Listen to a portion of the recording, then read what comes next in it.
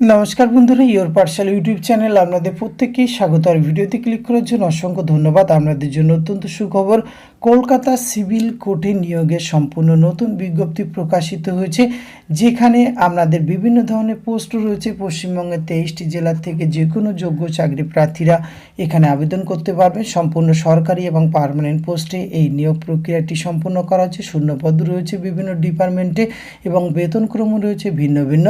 আর এখানে আপনাদের বয়স, বেতনক্রম, শিক্ষাগত যোগ্যতা, আবেদন পদ্ধতি, আবেদনের লাস্ট ডেট, এই সমস্ত কিছু তথ্য আজকের এই ভিডিওতে আমি আপনাদের সঙ্গে শেয়ার করতে চলেছি। ভিডিওটি আপনারা পুরোপুরি দেখতে থাকুন।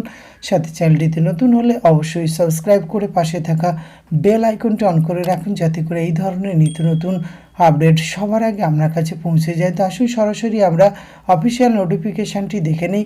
স্ক্রিনে আপনারা অফিসিয়াল নোটিফিকেশানটি দেখতে পাচ্ছেন। এটি প্রকাশ করা হয়েছে office of city civil court at Calcutta English department থেকে। এখানে কিন্তু বিভিন্ন ডিফারেন্ট ক্যাটাগরি স্টাফ রিক্রুটমেন্ট করা হচ্ছে, যার অফিসিয়াল মেমো নম্বরটি আপনারা স্ক্রিনে দেখতে পাচ্ছেন। আর অনলাইন প্রসেসে আপনাদের এখানে কিন্তু আবেদন প্রক্রিয়া সম্পূর্ণ করতে হবে। আর অনলাইনে আবেদন করার জন্য আপনারা www.kolkatahighcourt.gov.in অথবা citycivilcourt.calcutta.dcourts.gov.in এই অফিসিয়াল ওয়েবসাইটে এসে আপনারা এই লিঙ্কে কিন্তু গিয়ে আবেদন করতে পারবেন। এখানে আবেদন প্রক্রিয়া শুরু হয়েছে 18/6/2024। আবেদনের লাস্ট ডেট রয়েছে 18/7/2024, অর্থাৎ এক মাস ধরে কিন্তু আবেদন প্রক্রিয়া চলবে।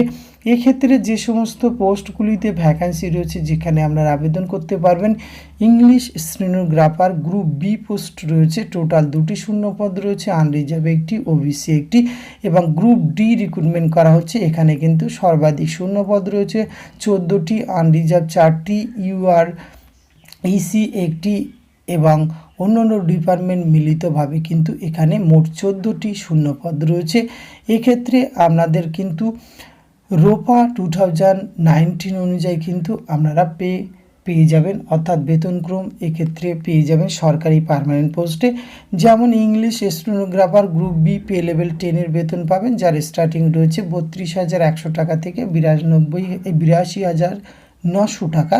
গ্রুপ ডি যেটি পিয়ন পোস্টে রিক্রুটমেন্ট করা হচ্ছে, এক্ষেত্রে পে লেভেল 1 17,000 টাকা থেকে 43,600 টাকা। আর এলিজিবল ক্রাইটেরিয়ার মধ্যে এজ লিমিট রাখা হয়েছে 18 বছর বয়স পর্যন্ত।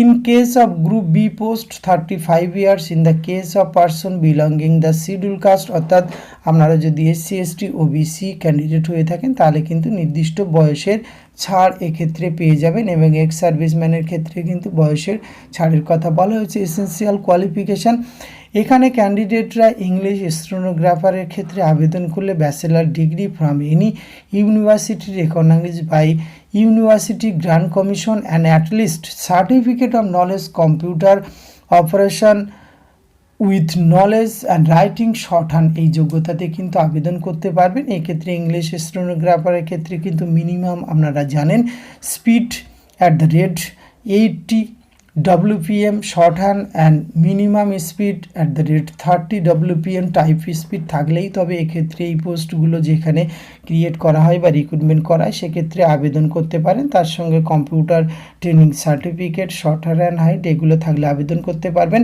আর গ্রুপ ডি পোস্ট এখানে কিন্তু প্রত্যেকেই আবেদনের সুযোগ পাচ্ছেন, কারণ 8ম শ্রেণী পাশে এখানে রিক্রুটমেন্ট করা হচ্ছে। সেটি শিক্ষিত প্রতিষ্ঠান থেকে পাশ করলে কিন্তু আপনারা আবেদন করতে পারবেন। Mode of examination for the post of English stenographer, এখানে কিন্তু paper on English, general English, সেক্ষেত্রে 100 মার্কস রয়েছে।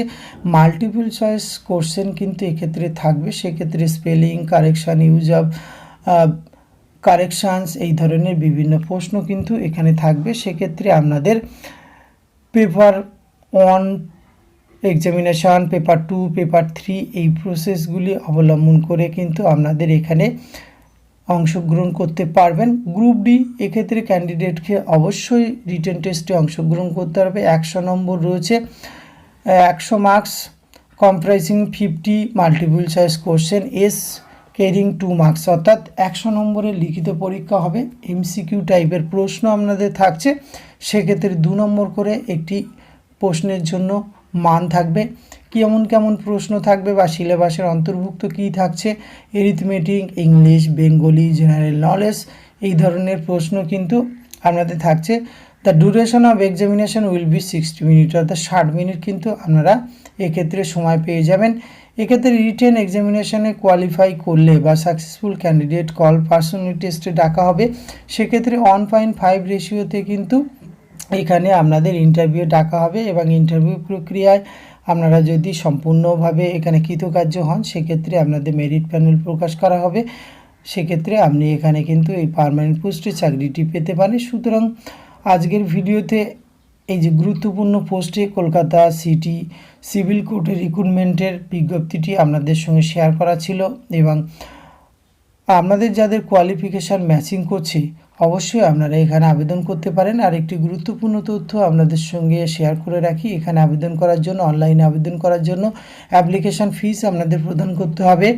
ইংলিশ স্টেনোগ্রাফার 400 টাকা, UR others excluding SC ST এবং এসসি ইডব্লিউ ক্যান্ডিডেট হলে 350 টাকা এবং গ্রুপ ডির ক্ষেত্রে 250 টাকা এবং 200 টাকা রয়েছে, 200 টাকা রয়েছে এসসি ইডব্লিউ ক্যান্ডিডেটের ক্ষেত্রে। এই অ্যাপ্লিকেশান ফিস কিন্তু আপনাদের আবেদন করার সময় পে করতে হবে, তবেই এখানে কিন্তু আবেদন করতে পারবেন। পরবর্তী ক্ষেত্রে আপনাদের পরীক্ষা কোথায় কবে অনুষ্ঠিত হবে সমস্ত কিন্তু অফিসিয়াল ওয়েবসাইটে টাইম টু টাইম এখানে আপলোড করে দেওয়া হবে, তাই আপনাদের যারা আবেদন করবেন অবশ্যই অফিসিয়াল ওয়েবসাইট আপনাদের ভিজিট করতে হবে। তো এইটুকু তথ্য আপনাদের সঙ্গে শেয়ার করা ছিল, এটি যদি ভালো লাগে অবশ্যই আপনি আপনার অতি প্রয়োজনীয় বন্ধুবান্ধবদের সঙ্গে শেয়ার করে তাদেরও জানার সুযোগ করে দেবেন। ধন্যবাদ, প্রত্যেকে ভালো থাকবেন।